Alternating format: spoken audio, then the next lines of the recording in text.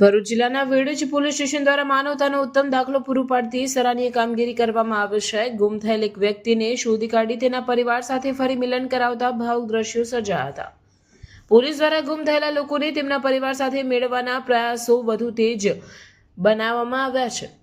વડોદરા રેન્જના પોલીસ મહાનિરીક્ષક સંદીપસિંહ તથા ભરૂચ જિલ્લા પોલીસ અધિક્ષક અક્ષયરાજના માર્ગદર્શન હેઠળ આ કામગીરી હાથ ધરવામાં આવી રહી છે. તે દરમિયાન વેડજ પોલીસ સ્ટેશન વિસ્તારમાંથી એક અજાણ્યો અને માનસિક રીતે અસ્વસ્થ વ્યક્તિ મળી આવ્યો. પોલીસ દ્વારા તેને સ્ટેશન ખાતે લાવી પૂછપરછ કરતા તેણે પોતાનું નામ અજયભાઈ મગનભાઈ રોજાસરા હોવાનું અને તે રાજકોટનો રહેવાસી હોવાનું જણાવ્યું હતું.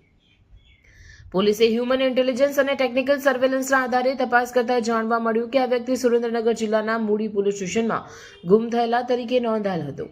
વેડજ પોલીસે તરત જ મૂડી પોલીસનો સંપર્ક કરતા જરૂરી માહિતી આપી. ત્યારબાદ ગુમ થયેલા વ્યક્તિના પરિવારજનોની જાણ કરવામાં આવી. તેનો ભાઈ પોલીસ સ્ટેશન પર પહોંચતા જ બંને ભાઈઓ વચ્ચે ભાવુક મિલન થયું, જે દ્રશ્યો જોઈ હાજર લોકો પણ ભાવ વિભોર થઈ ગયા હતા.